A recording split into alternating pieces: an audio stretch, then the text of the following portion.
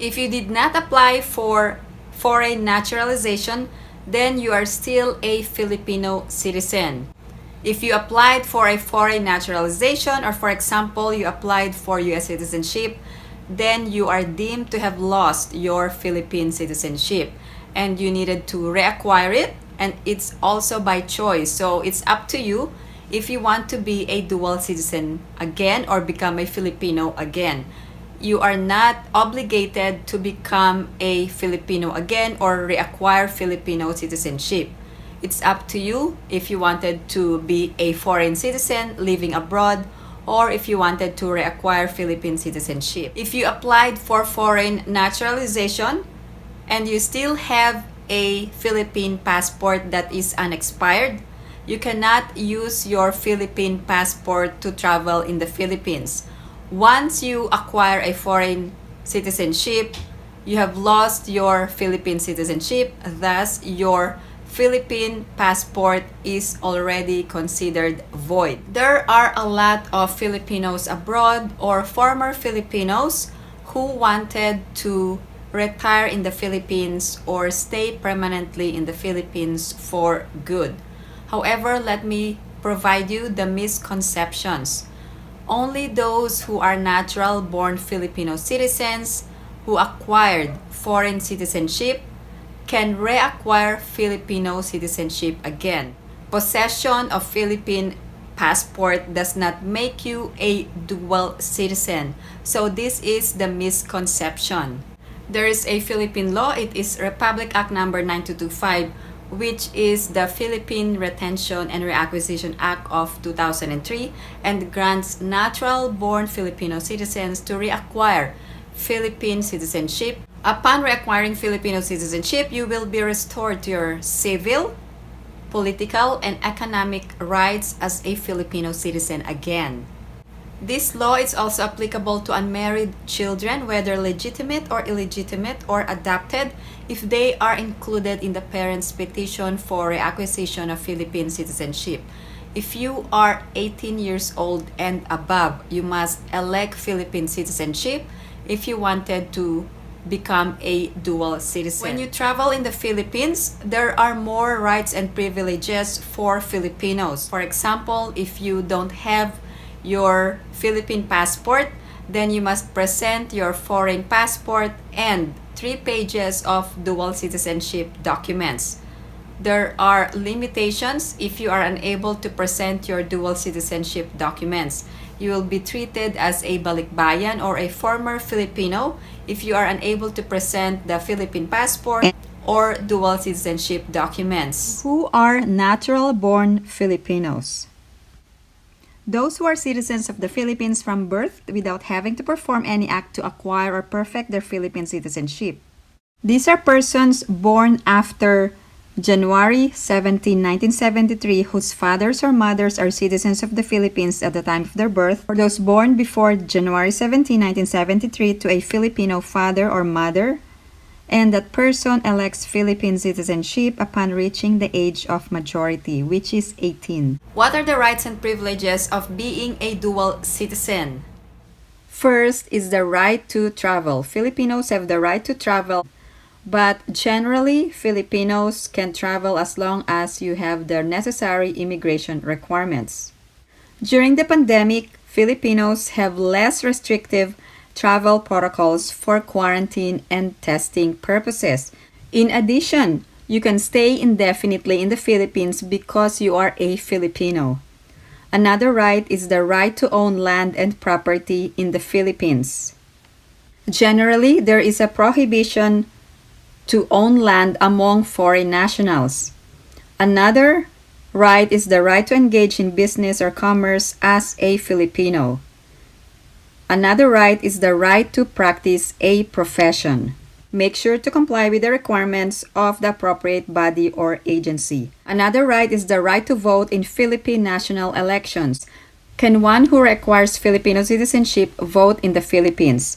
Yes, if you have required Filipino citizenship, you may vote in the elections provided that you comply with the residency requirements under existing Philippine election law. However, You can also vote abroad in Philippine national elections such as president, vice president, senators, and sectoral representatives under the Overseas Voting Act of 2003.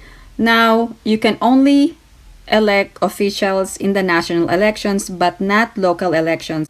In addition, your passport do not need to be valid for 6 months at the time of arrival. Also, you don't need a return ticket for 30 days. For all dual citizens, please take note of this important requirement if you have a dual passport when entering. All passengers who use these travel documents upon arrival and were admitted under the same status shall be required to present the same during departure. Accordingly, if you use a travel document, you will also be required to present the above documents during departure. Let's talk about the implication on income taxes. Are you going to be taxed abroad if you are a Filipino citizen or not? So what is the effect of dual citizenship on the payment of income taxes? This is one of the most important questions because a lot of Filipinos are planning to retire in the Philippines. Under RA 8424, only income derived from the Philippines are taxed by the Philippine government. In 1976, however, the Philippines and United States signed a treaty on taxation in order to avoid double taxation for Filipinos who derive income from the U.S. and for Americans who derive income from the Philippines. However, please consult the IRS regarding taxation.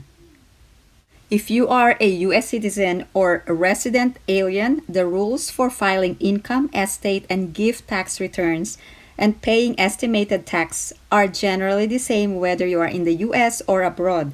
Your worldwide income is subject to U.S. income tax regardless of where you reside.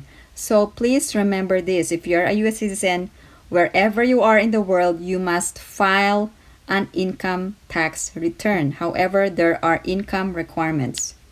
Under the Comprehensive Tax Reform Act of 1997, income earned by Filipinos abroad are no longer subject to Philippine income tax.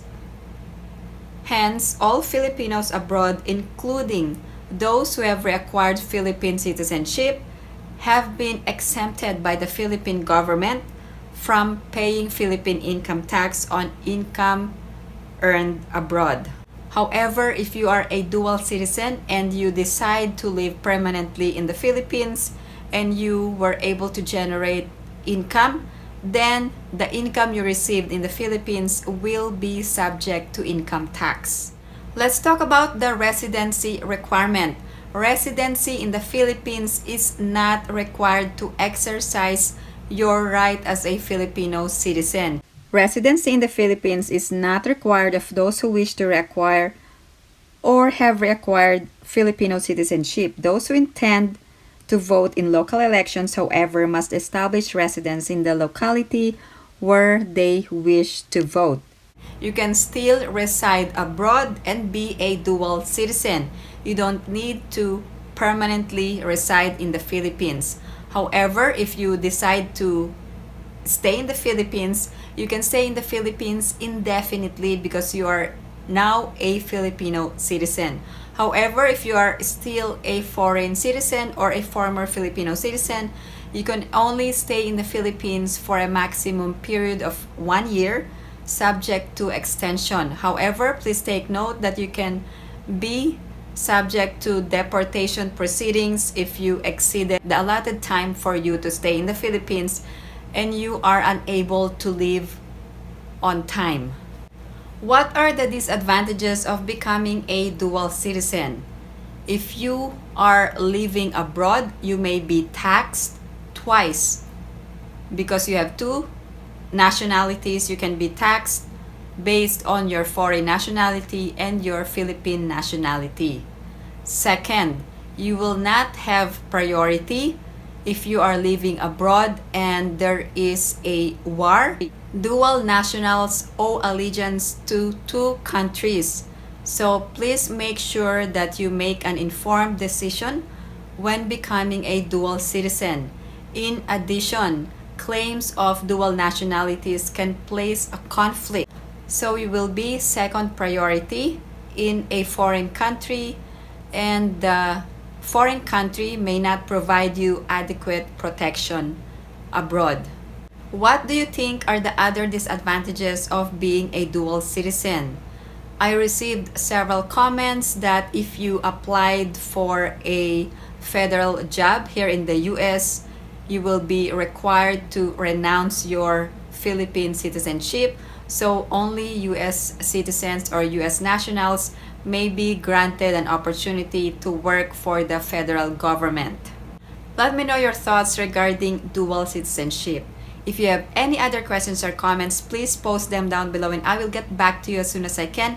Again, thank you guys for watching and for supporting my channel. And if you haven't liked this video, please give it a big thumbs up.